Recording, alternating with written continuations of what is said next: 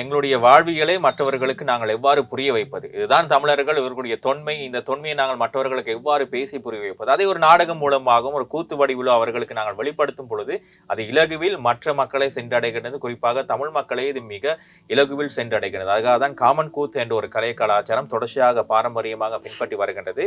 இது இப்போ மலையகத்தை பொறுத்தவரையில மிக பிரபலமாக இதை செய்து கொண்டிருக்கின்றார்கள். நிறைய கூத்துக்கள் இருந்தாலும் கூட காமன் கூத்து அப்படின்னு சொல்லும் போது பொதுவாக பரவலாக பேசப்பட்ட ஒரு விஷயமாக ஒரு பேராக மாறி இருக்கின்றது. எனவே இன்னமும் மலையகத்தில் இவ்வாறான கூத்துக்களை தொடர்ச்சியாக செய்கின்ற பொழுது தமிழர்கள் என்ற ரீதியில் எங்களுக்கு அது பெருமை தரக்கூடியதாக இருக்கிறது. இந்திய ஒரு சிறப்பு நேர்காணலும் அவ்வாறுதான் அமைய போகின்றது. ஒரு பாடசாலையில் தொடர்ச்சியாக 2வது வருஷமாக கந்தலோயா மகா வித்தியாலயத்தில் காமன் கூத்தினுடைய இந்த ஒரு தொடர்ச்சி 2வது வருஷமாக செய்து கொண்டிருக்கின்றார்கள். மிக சிறப்பாக ஆதரவான விடயங்களை தான் பகிர்ந்து கொள்வதற்கு தயாராக இருக்கின்றோம். எங்களோடு இணைந்திருக்கின்றார் கந்தலோயா தமிழ் மகா வித்தியாலயத்தினுடைய அதிபர் திரு முனியாண்டி கருணாகரன். அதே போன்று அந்த பாடசாலையில் காமன் கூத்து படிப்பிக்கின்ற ஒரு ஆசிரியராக நாடகமும் அரங்கிலும் பட்டதாரி மாணவனாக இருக்கின்ற திரு மோசஸ் பிரபாத் இருவர் தான் இன்றைய தினம் எங்களோடு இணைந்திருக்கின்றார்கள். வணக்கம். வணக்கம். எப்படி இருக்கீங்க?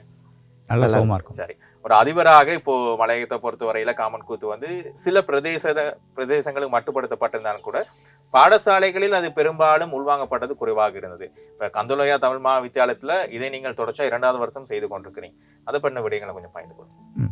முதலாவதாக கந்தலோயா தோட்டம் என்றாவே அது பாடசாலை மையப்படுத்தி தான் இருக்கும்.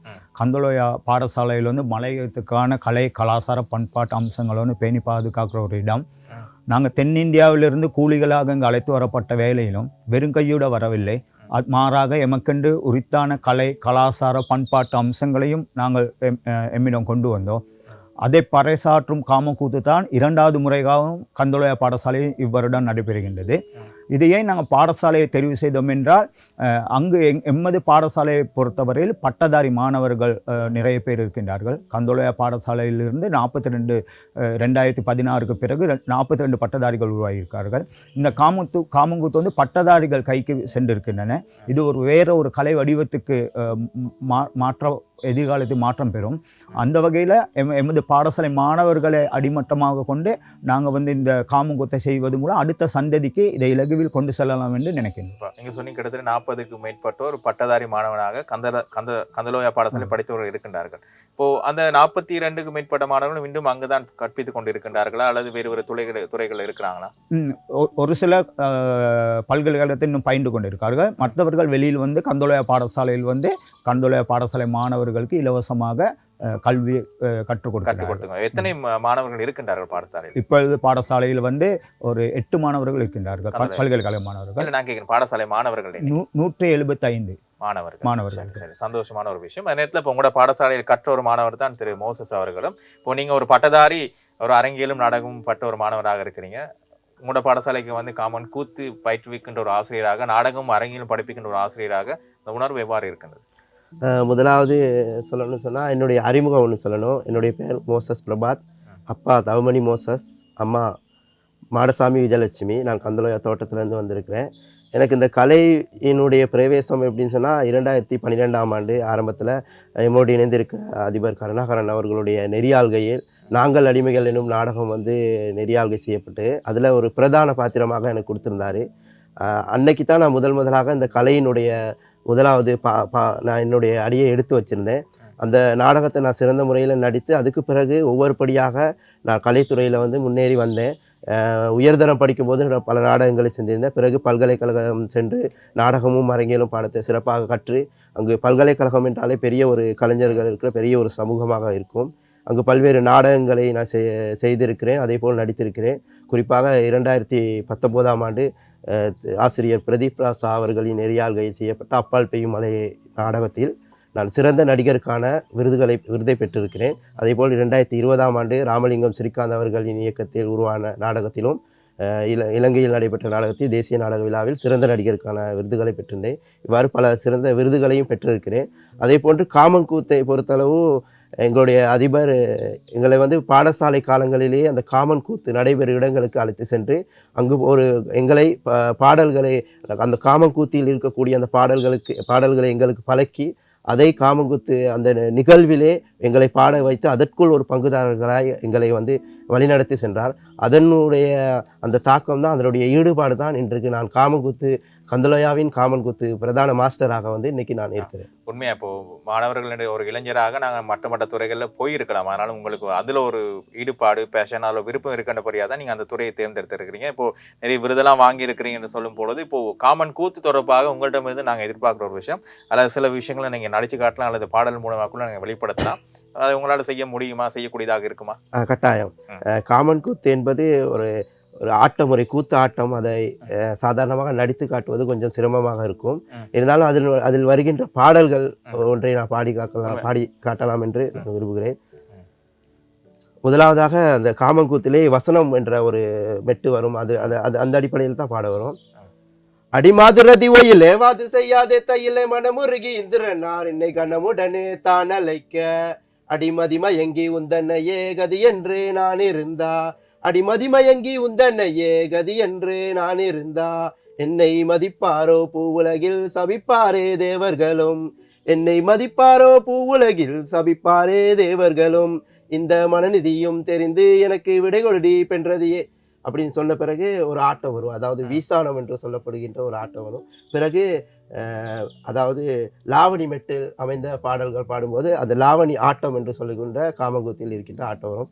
அதுக்கு பாடல் எப்படி வரும்னு சொன்னால், போகாதே போகாதே எங்க நாதா எங்க நாதா நானும் பொல்லாத சொப்பனம் கண்டேனையா நானும் பொல்லாத சொப்பனம் கண்டேனையா கரும்பு வில்லுமே தொடுக்க கண்டேன் கட்டலகானியும் அழிய கண்டேன் மல்லிகை பூவுமே வாட கண்டேன் நானும் மஞ்சள் அரைச்சி குளிக்க கண்டேன் உண்மையான ஒரு விஷயம். சந்தோஷமா இருக்கிறது. இரண்டா இளைஞர்கள் இந்த கலை கலாச்சார காமன் கூத்து போன்ற விஷயங்கள் உள்வாங்கும் பொழுது கலை எப்பொழுதும் அழிவை நோக்கி செல்லாது. இப்போ பாடசாலை அதிபராக இருக்கின்றபடியா இப்போ பாடசாலையுடைய மற்ற கற்பித்தல் செயற்பாடுகளை தவிர்த்து இணைப்பாட விதான செயற்பாடுகளும் அதிகமாக இருக்குது. அதில் நீங்கள் காமன் கூத்தை படிப்பிக்கின்ற மாணவர்கள் கற்கின்ற மாணவர்கள் எண்ணிக்கை கூடவா இருக்கு. அவர்கள் ஆர்வமாக இதை கற்றுக்கொண்டு இருக்கின்றார்கள் பாடசாலையை பொறுத்தவரையில்?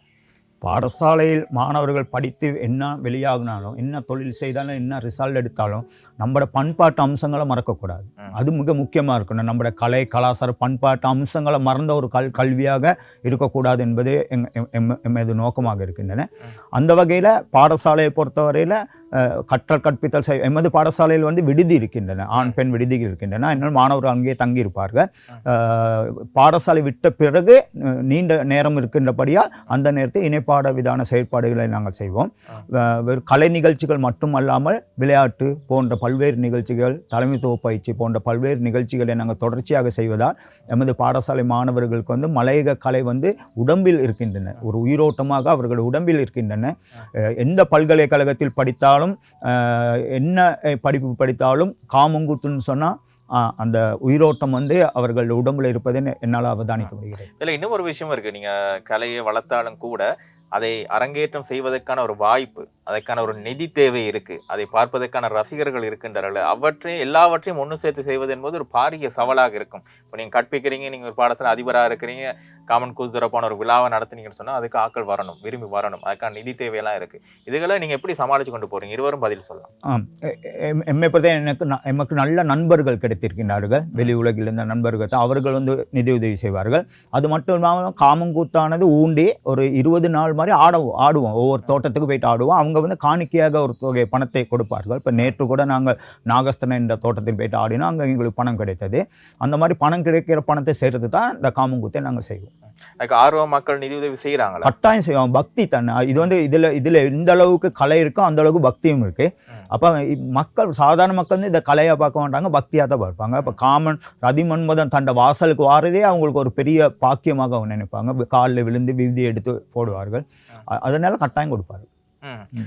அதே நேரத்தில் இப்போ இந்த காமன் கூத்துன்னு சொல்லும் போது நிறைய பேருக்கு ஒரு ஆர்வம் இருக்கும். சரி, நீங்கள் எப்படி காமன் கூத்து செய்கிறீங்க, அதை நாங்கள் ஒருக்க பார்க்கணும் அப்படின்னு சொல்லி அதே நாங்கள் தொடர்ச்சியாக நிகழ்ச்சியில் மக்களுக்கு காண்பிப்பதுக்கு தயாராக இருக்கிறோம். இப்போ நீங்கள் பட்டதாரி மாணவராக நீங்கள் கற்பிக்கின்ற பொழுது மற்ற மாணவர்கள் சொல்லியிருப்பார்களே, இப்போது பட்டதாரி ஆகிட்டீங்க, நீங்கள் இந்த காமன் கூத்துக்களை போகிறீங்க, நல்லா பணம் வரக்கூடிய வேறு தொழிலுக்கு போகலாம் இல்லையா, நீங்கள் வாழ்க்கை அடுத்துக்கிறதுக்கு போகணும் அப்படின்னு சொல்லி உங்களோட மாணவர்களே சொல்லியிருப்பாங்க இல்லையா? பிறகு எப்படி நீங்க இதுக்குள்ள வந்தீங்க அப்படின்னு ஒரு கேள்வி உங்களுக்கு எழலாம் இல்லையா? அதுகளை பற்றி கொஞ்சம் பகிர்ந்து கொள்ளுங்க. நிச்சயமாக நீங்கள் கூறியது போல் நிறைய பேர் சொல்லியிருக்கிறாங்க, நீங்கள் நாடகம் செய்வீங்க, நாடகம் நடிப்பீங்க, இந்தியாவுக்கு போகலாம், இந்த மாதிரி வேறு வேறு துறைகளை தெரிவு செய்யலாம், இதை ஒரு தொழிலாக நீங்கள் செய்யலாம் அப்படின்னு சொல்லியிருக்கிறாங்க. இருந்தாலும் எங்களுக்கு வந்து இந்த மலையகம்ன்ற போது இந்த மலையக கலைகளை கட்டி காக்க வேண்டும்ன்ற ஒரு கடப்பாடுகளை நாங்கள் இருக்கிறோம், அந்த இளைய சமுதாயம் இருக்கிறோம். அதில் வந்து எனக்கு ஆர்வம் இருக்குது, எங்களுடைய கலைகளை பாதுகாத்து வரணும் அப்படின்னு சொல்லி. தொழில் ரீதியாக சில பொருளாதார ரீதியாக நமக்கு சில விடயங்கள் தேவைதான், இருந்தாலும் நம்மளுடைய கலைகளை கட்டி காக்க வேண்டிய கட்டாய கடமையில் வந்து நான் இருக்கிறேன். அதனால அதில் மிகவும் ஆர்வம் கொண்டு இதை தொடர்ந்து செய்து கொண்டு போகிறேன். உண்மையாக அவங்களே போன்ற இளைஞர்கள் தான் தேவை. என்னோட சொன்னால் இப்போது நிதி பொருளாதாரம் இவற்றை தாண்டி கலையை நாங்கள் கலையாக வளர்க்க வேணும், அதுக்கு ஒரு ஆர்வம் நிச்சயமாக தேவை. அதை நீங்கள் சிறப்பாக செய்து கொண்டு இருக்கிறீங்க. அதே நேரத்தில் இப்போது பாடசாலையை நாங்கள் பொறுத்த வரையில் இப்போ சிறியவர்களுக்கு இதை கற்பிக்கும் போது ஒரு சிக்கல் இருக்கு இல்லையா? சிலவங்க விருப்பத்தோடு கற்பிக்குவார்கள், நேரத்தில் சிலவங்க சரி சொல்கிறதுக்காக நாங்கள் படிக்கிறோம் அப்படின்னு சொல்லி அவங்கள நீங்கள் எப்படி சமாளித்து கொண்டு வாரீங்க? நாங்கள் பொதுவாக எமது பாடசாலை காமங்கூத்து அனைத்து மாணவர்களையும் மைதானத்துக்கு அழைத்து காமங்கூத்து ஆடுற விடயத்தை சொல்லிக் கொடுப்போம். இப்போ காமங்கூத்து பாடசாலை நடைபெற்றால் சிறிய மாணவர்கள் என்ன செய்வார்கள், ஒரு ஏதோ ஒரு தட்டை வந்து எடுத்து தப்படிக்கிற மாதிரி அடித்து ஆடுவார்கள். இதுதான் உண்மையாக மாணவர் மத்தியில் போயிட்டு சென்றதுக்கான ஒரு இது. இப்போது நீங்கள் நடத்தின அந்த காமன் கூத்து வீடியோவாக தான் நாங்கள் டிவியில் பார்த்து கொண்டிருக்கோம். இப்போ இதை பற்றி விஷயத்தை நீங்கள் பகிர்ந்து கொள்ளலாம், எங்கே நடந்தது, இது என்ன செய்து கொண்டிருக்கீங்க? இது வந்து எமது பாடசாலையில் நடைபெற்றது. முதல் முறையாக 2025ஆம் ஆண்டு காமன் கூத்து நடைபெற்ற போது இங்கு வந்து பார்த்தீங்கன்னு சொன்னால், இது வந்து ஒரு காமன் கூத்தில் பந்தம் சொல்லுவோம், பந்தம் கட்டி நெருப்பு கட்டி தான் இப்படி தான் வருவாங்க. இது வந்து ரசிகர்களுக்கு மிகவும் கவரக்கூடிய ஒரு நிகழ்ச்சியாக வந்து இந்த மாதிரி கட்டங்கள் வந்து இருக்கும். இதுதான் ஒவ்வொரு வீடுகளுக்கு போயிட்டு நாங்கள் ஆடுறது இந்த மாதிரி தான் ஆடுவோம். இந்த மாதிரி ஆடும்போது ஒவ்வொரு வீடுகளுக்காக போவோம். ஒரு தோட்டத்துக்கு ஆடி வர்றதுக்கு 5 மணித்தாலும் 6 மணித்தாலும் முடிக்கும். அப்போ இந்த மாதிரி நேரத்தில் தான் காணிக்கை அவர்கள் கொடுப்பார்கள். இந்த காணிக்கையை மையப்படுத்தி கொண்டு தான் நாங்கள் வந்து இந்த காமங்கூத்து செலவுகளை ஈடு செய்து கொள்கின்றோம். இதில் இருக்கிறதெல்லாம் எங்களுடைய பாடசாலை மாணவர்கள் தான் ஆடுறாங்க. பாடல் படிக்கிறது, தப்படிக்கிறது எல்லாமே எங்களுடைய பாடசாலை மாணவர்கள் தான் எல்லாம் செய்து வராங்க. இப்போது நீங்கள் ஒரு சிறுவர்களையெல்லாம் ஈடுபடுத்தியிருக்கிறீங்க, அவங்களுக்கான அந்த காஸ்டியூம் இந்த விஷயங்கள்லாம் எப்படி அவங்களே தயாரித்து கொள்வாங்களா? இல்லை, நாங்கள் பாடசாலையில் செய்து கொடுப்பாங்க.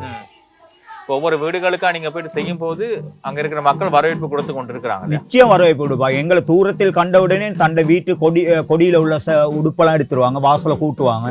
அந்த ஒரு எங்களை வரவேற்கிறதுக்கான அனைத்து அம்சங்களையும் அவங்க வந்து செஞ்சு வச்சிருப்பாங்க.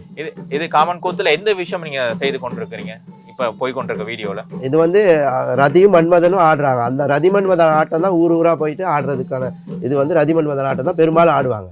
இதுகளை தான் ஆடி வராங்க. இப்போ பார்க்கும்போது சந்தோஷமா இருக்கு. இப்போ நாங்கள் பேசுறதை விட தொலைக்காட்சியில் பார்க்கும்போது இன்னும் அதிகமாக ஒரு ஈர்ப்பு பார்க்குறவங்களுக்கு ஏற்படுது. ஒவ்வொரு வீடு வீடா நீங்க போயிட்டு ஆர்டரை தாண்டி இது நீங்க நிதி தேவையை தாண்டி மக்களுக்கு இந்த கலை போய் சேர வேணும் என்பதுக்காக தான் நீங்க ஒவ்வொரு ஊரா போய் செய்றீங்க இல்லையா? அதனுடைய வரவேற்பு எவ்வாறு இருந்தது? நாங்கள் தெரிவு செய்கிற இடம் வந்து நிதி மட்டுமல்ல, எந்தெந்த இடத்துல எல்லாம் நம்மளோட கலை அம்சம் வந்து அழிந்து கொண்டு போகுதோ அந்த இடத்தை தேடி நாங்கள் செல்வோம். அந்த இடத்தை நாங்கள் கேகாலை மாவட்டத்தில் இருப்பதனால இது வந்து நூர்லே டிஸ்ட்ரிக்ட் இல்லை, இங்கே வந்து பெரும்பான்மை மக்களோட அவங்களோட கலை கலாச்சாரத்தோட தான் ஒன்றிணைஞ்சிருக்கோம். அப்போ எங்கெங்கெல்லாம் நம்மளோட கலைசாரம் எந்த ஸ்டேட்ல எல்லாம் குறையுதோ அந்த ஸ்டேட்டுகளுக்கு நாங்கள் ஆடிப்போம். அதே மாதிரி இப்போ ஒரு எல்லாரும் ஸ்டேட்லேயும் வந்து இந்த கலையினுடைய ஆர்வத்தோட ஒருத்தர் எப்படியும் இருப்பார், ஒருத்தர் யாராவது ஒரு ஆள் இருப்பாங்க, கட்டாயம் இருப்பாங்க. அப்போ அவரோடு நாங்கள் தொடர்பு கொண்டு இப்படி காமகூத்து அடிவாரம் அப்படின்னு சொன்னால் அவர் அதற்கான ஏற்பாடுகளை வந்து எங்களுக்கு செய்து வச்சிருப்பாங்க. இல்லை, இன்னொரு விஷயம் காணக்கூடியதாக இருந்து இப்போ நீங்கள் ஒவ்வொரு ஊர்களுக்கும் போகும்போது உங்களுக்கான ஒரு போக்குவரத்து செலவு இருக்கும், உங்களுக்கு ஆடை அணிகள் வாங்க வேண்டிய ஒரு செலவு இருக்கும், இப்படி நிறைய ஒரு பார்வை ஒரு சிக்கல் இருக்கும். உங்களோட கையில் நிறைய பணம்லாம் செலவழித்து நீங்கள் போய் செய்யக்கூடிய வாய்ப்பும் இருக்குது. இதெல்லாம் நீங்கள் எப்படி சமாளித்து கொண்டு போகிறீங்க? என்னென்னு சொன்னால் ஒரு கலைஞர் நாங்கள் சொல்லும் பொழுது கலைஞர் அப்படின்னு சொன்னாலே அதுக்கு பக்கத்தில் வறுமைன்ற ஒரு விஷயம் தொடர்ச்சியாக வாட்டிக்கொண்டே இருக்கும். இதை தாண்டி நிறைய பேர் பேஷனுக்கு செய்கிறாங்க, அதையும் வரவேற்கக்கூடிய ஒரு விஷயம். இந்த நிதி பற்றாக்குறை எவ்வாறு உங்களுக்கு சமாளிக்கக்கூடியதாக இருக்கின்றதா? இது வந்து ஒரு சமூகத்துக்கான குரல். மலையக மக்களுக்கு நாங்கள் வந்து எமது முன்னோர்கள் வந்து இந்தியாவில் வந்து வரும்போது அவரோட சொந்தங்களை வந்து விட்டுட்டு வந்தாலும் அவங்ககிட்ட கலை கலாச்சார பண்பாட்டு அம்சங்களை வந்து இங்கே எடுத்துகிட்டு வந்தாங்க. 100 வருஷம் இருண்ட காலத்தில் இருந்து கொண்டே எமக்கு 200 வருஷத்தில் 100 வருஷம் இருண்ட காலம் அவங்க அப்படி இருந்து வாய்மொழி மூலம் வந்து அதை வந்து அவங்க வந்து எமக்கு தந்திருக்காங்க. அதை இந்த நவீன உலகத்தில் கூட எங்களுக்கு பேணி பாதுகாக்க முடியலன்னு சொன்னால் அது எதிர்கால சமுதாய வரலாற்றில் மலையக வரலாற்றில் வந்து எங்களை குறை கூறும்னு நாங்கள் நினைக்கிறோம். அது அந்த பயம் எங்கிட்ட இருக்கின்றது. வறுமை தான் எல்லாம் கிடைத்த உடனே தான் இதெல்லாம் செய்வோம்னு சொன்னால் என்றைக்குமே நடக்காது. இப்போ நீங்கள் காமன் கூத்து கற்ற காலத்தில் பார்த்த காலத்துல இருந்து இப்போ இளைஞர்கள் செய்து கொண்டு போகிறாங்க இல்லையா, ஒரு வீழ்ச்சியை நோக்கி போகுதா அல்லது இது அடுத்த கட்டத்தை நோக்கி வளர்ந்து கொண்டு போகுதா உங்களுடைய பார்வையில்? ஒவ்வொரு எஸ்டேட்டில் ஒவ்வொரு மாதிரி, ஒவ்வொரு எஸ்டேட்டில் நல்லா வளர்ந்து கொண்டு போகுது. அங்கே ஒவ்வொரு எஸ்டேட்டில் பொறுத்தவரையில் வந்து வீழ்ச்சி அடைஞ்சு கொண்டு போகுது. விசேஷமாக பாட்டு பாடுவதற்கெல்லாம் ஆட்கள் வாத்தியார்மார்கள்லாம் காமங்குத்து மாஸ்டர்னு சொல்லுவாங்க. அந்த மாஸ்டர்மார்கள்லாம் இறந்த நேரம் அந்த பாத்திரத்தை எடுத்து செய்கிறதுக்கான ஆட்கள் வந்து குறைவாக இருக்குங்க. அவங்க மற்றவர்களுக்கும் சொல்லிக் கொடுக்க வழி அல்லது இன்னொரு சந்ததியை வளர்த்து விடலையா மாஸ்டர்ஸ் எல்லாம் நீங்கள் சொல்கிற மாதிரி? அவங்களோட இல்லை, படிக்க வேண்டியவங்க படிச்சிருக்காங்க. அவங்களே தனக்கு தேவன் தெரிஞ்சவங்கலாம் படிச்சிருக்காங்க. அப்படி ஒரு நிகழ்வு அங்கே இருக்கு. சரி சரி. இப்போ நீங்கள் சொல்லுங்கள், இப்போ அடுத்த சந்ததிகளுக்கு நீங்கள் எடுத்துக்கொண்டு போக போகிறீங்க, அவருடைய இளைஞர் சமுதாயத்துக்கு இதை நீங்கள் கொண்டு போக போகிறீங்க. அங்கே உங்களுடைய வரவேற்பு சில வேளை நிராகரிக்கப்படலாம், சில வேளை நிறைய பேர் கேட்கலாம் ஏன் இந்த வேலை அப்படின்னு சொல்லி. இந்த சவால்கள்லாம் தாண்டி தான் நீங்கள் அடுத்த கட்டத்துக்கு போக போகிறீங்களா? அதுக்கான எதுவும் எதிர்கால திட்டங்கள் இருக்கா? இருக்குது. இப்போ காமங்குத்தியில் இருக்கின்ற இப்போ உதாரணத்துக்கு இந்த காமங்குத்தை நாங்கள் செய்யும்போது முதலாக ஆரம்பிக்கும் போது இப்போ மக்கள் வந்து புதிய நவீன காலத்துக்கு தான் விருப்பம் கொள்கிறாங்க. அப்போ அந்த நவீன காலத்துக்கு ஏற்ப இந்த காமக்கூத்துல இந்த பழமை அழியாது, அந்த அடையாளங்கள் அழியாமல் இந்த நவீன காலத்துக்கு ஏற்ப காமக்கூத்தை எப்படி முன்னகர்த்தி செல்லலாம் என்ற வேலை திட்டங்களை நாங்கள் இந்த உதாரணத்துக்கு நாங்கள் சொல்லணும்னா, இந்த ஒளியமைப்பு, அதாவது திறந்த வெளியிலே ஒரு கூத்து நிகழ்த்தும் போது அதற்கான ஒளியமைப்பு என்பது வந்து அங்கு சாத்தியமாக இருக்காது. இருந்தாலும் அந்த அரங்கிலே மேற்கொள்ளக்கூடிய அந்த ஒளியமைப்புகளை வந்து நாங்கள் கந்தலோயா பாடசாலை காமங்கூத்தில் செய்தோம். அந்த ஒளியமைப்பு வரும்போது அந்த காமங்கூத்து இன்னும் மெருகூட்டப்பட்டு இன்னும் அழகுபடுத்தப்பட்டு இளைய சமுதாயத்துக்கு அது ஒரு அழகை கொடுத்து அதில் ஈடுபாடு கொள்றதுக்கான வேலை திட்டங்களை வந்து நாங்கள் செய்து வருகிறோம். நீங்கள் சொன்னது ஒரு முக்கியமான ஒரு விஷயம் என்னன்னு சொன்னால், கலையாக இருக்கும் பொழுது அது காலங்காலமாக ஒரே மாதிரி நாங்கள் பின்பற்றி கொண்டு வந்தால் அது மக்களை சென்றடையாது. காலத்துக்கு ஏற்ற மாதிரி நாங்கள் அப்டேட் ஆகி கொண்டே இருக்கணும், அப்பொழுதுதான் மக்களை சென்றடையும். அதற்கான வசதிகளை நீங்கள் செய்து கொண்டிருக்கிறீங்க. இப்போ நீங்கள் கந்தலோயான்னு சொல்லும் போது சகோதர மொழி பேசுங்களும் அதிகமாக இருக்குன்னு ஒரு இடமாக இருக்கு. அவர்களுடைய ஆதரவு எப்படி இருக்கு இவ்வாறான கூத்துகளுக்கு? அவர்கள் வந்து அவர்களும் சிங்கள மக்களும் இவ்வாறு காமங்கூத்து மாதிரி கம்மடுன்னு சொல்லி ஒரு நிகழ்வு செய்வாங்க ஒவ்வொரு வருடமும். அதனால காமங்கூத்து செய்தால் மழை பெய்யும், அது ஒரு பக்தி என்பது தெரியும். நிறைய சிங்கள இளைஞர்கள், யுவதிகள், பெரியோர்கள் எல்லாம் அந்த காமங்கூத்து நிகழ்வை பார்க்க வருவார்கள். நாங்களும் அவர்கள் இல்லத்தை நோக்கி செல்வோம், இதை போயிட்டு ஆடி காட்டுறதுக்காக செல்வோம். அவங்க அதை ரசிக்கக்கூடிய நல்லா ரசிப்பார்கள். அவர்களுக்கு இதுக்கு ஒரு மொழி தேவையில்லை, அவங்களுக்கு நல்லா தெரியும் இதை காமங்கூத்தனை என்னன்னு சொல்லி தெரியும். அவங்க தொடர்ச்சியாக இதை பார்த்தவர்கள் தானே. அதனால இப்போ கடைசி அன்னைக்கு கூட எரிக்கிற அன்னைக்கு கூட நிறைய பேர் வருவாங்க. சரி, அந்த நிகழ்வு நடக்க போகிற நிகழ்வு இதுகளை பற்றி நீங்கள் நிறைய பேர் நிகழ்ச்சியை பார்த்து கொண்டிருப்பாங்க மக்கள். எனவே உங்களுடைய நிகழ்வு நடக்க போகிற இடம் எங்கே நடக்க போகுது, அதனுடைய ஸ்பெஷல் என்ன, சிறப்பு என்ன என்பதை நீங்கள் நேரடியாக மக்களோடு பகிர்ந்து கொள்ளலாம். உங்களுக்கான ஒரு வாய்ப்பு இருக்கின்றது. கந்தலோயா பாடசாலை காமங்கூத்தானது பிப்ரவரி மாதம் 28ஆம் தேதி சனிக்கிழமை இரவு வந்து நடைபெற இருக்கின்றன. அடுத்த நாள் விடிய 6 மணியை மட்டும் அந்த நிகழ்வு நடைபெறும். எல்லோரும் வாருங்கள் என்று நாங்கள் நாங்கள் தொலைபேசி இலக்கமெல்லாம் எங்களுடைய முகநூலில் நாங்கள் வந்து பகிர்கின்றோம். இது உண்மையாகவே உங்களுடைய காமன் கூத்து நடக்கின்ற அந்த போஸ்டரை தான் நாங்கள் நிகழ்ச்சியில் மக்களுக்காக காட்டியிருக்கோம். இது சிங்கள மொழியிலையும் இருக்குது.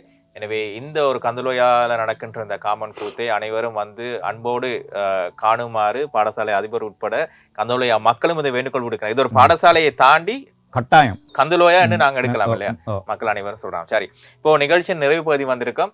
நீங்கள் மக்களுக்கு சொல்லக்கூடிய ஒரு விஷயம், காமன் கூத்து இது அடுத்த கடத்துக்கு கொண்டு போகணும், அதுக்கு சொல்லக்கூடிய ஒரு விஷயம் என்னவா இருக்கும்? இளைஞர்களுக்கு நான் கூற விரும்புவது, நம்ம முன்னோர்கள் நம்ம கொடுத்த கலை ஒரு இனம், நம்மளும் ஏனைய இனங்களை போல வந்து இலங்கையில் வந்து ஒரு தேசிய இனம், நமக்குன்னு பல கலை கலாச்சாரம் அடையாளங்கள்லாம் இருக்கின்றன, அதை பேணி பாதுகாக்க வேண்டும். அதான் இளைஞர்களாக எங்களுடைய கடமையாக இருக்கின்றது. உண்மையாகவே இந்த காமன் கூத்து என்ற கலை அழியாமல் இருப்பதற்கு உங்களை போன்ற அதிபர்கள், உங்களை போன்ற மாணவர்கள், இளைஞர்கள், பட்டதாரி மாணவர்கள் இதை உள்வாங்கப்படுகின்ற பொழுது உண்மையாகவே கலைகளுக்கு ஒரு பொழுதும் அழிவு ஏற்படாது என்பதை நாங்கள் பெருமையாக சொல்லலாம். நன்றி. காலை வேளையிலே நீங்கள் எங்களோடு இணைந்து கொண்டு உங்களுடைய விடயங்களை பகிர்ந்து கொண்டமைக்காக அந்த காமன் கூத்து அந்த 28ஆம் தேதி நடக்கிற அந்த விழா சிறப்பாக நடைபெற வேண்டும் என்று சொல்லி சக்தி டிவியின் சார்பாக நாங்கள் எங்களுடைய மனப்பூர்வமான நன்றிகளை வாழ்த்துக்கள் தெரிவித்துக் கொள்வோம். நன்றி நன்றி நன்றி நன்றி நன்றி. எனவே இன்றைய தினம் குட் மார்னிங் ஸ்ரீலங்கா நிகழ்ச்சியில் நிறைய விடயங்களை உங்களோடு நாங்கள் பகிர்ந்து கொண்டிருந்தோம் என்ற நம்பிக்கையோடு இந்த அளவோடு நாங்கள் நிகழ்ச்சியை நிறைவு செய்து கொள்ளப் போகின்றோம். மற்றொரு குட் மார்னிங் ஸ்ரீலங்கா நிகழ்ச்சியில் உங்கள் அனைவரையும் சந்திக்கும் வரையில் விடைபெறுவது SMR ராஜ்குமார். நன்றி, வணக்கம்.